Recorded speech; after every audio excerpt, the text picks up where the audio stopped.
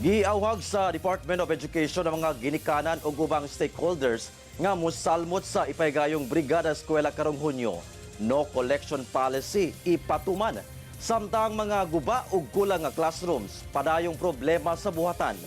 Anyang report. Magsugod na ang Brigada Eskwela nga dungan sab sa school enrollment alang sa school year 2026-2027 karong unang semana sa Hunyo sumala sa Department of Education sa General Santos City.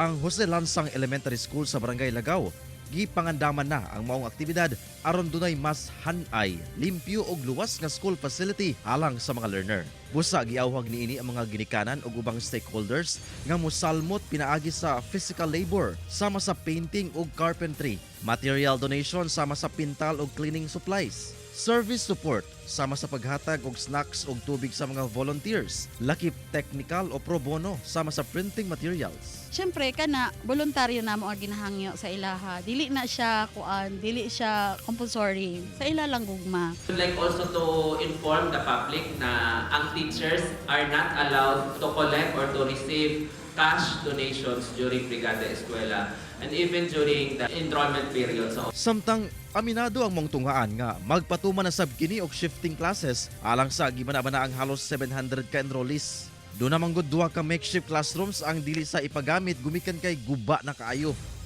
Ang laing two-story building nga dunay 8 classrooms, mag-upat ka tuig nang ginatukod, wala pagayud mahuman.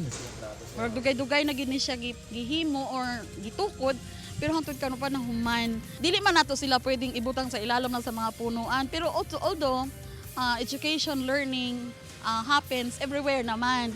Pero mas nindot gyud nga naa sila naka-confine sa sulod sa classroom. Sumala sa DepEd, kapinto nga sa 118 ka mga tungaan sa GENSAN, dunay damages nga posibleng gumikan sa kadugayon ug epekto sa milabay nga mga linog.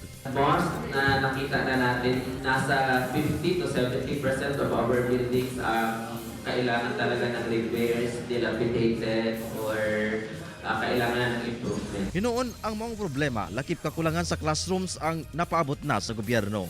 Kauban si Gary Balantayog, Bong Vicencio, Efren Mamak. One Mindanao.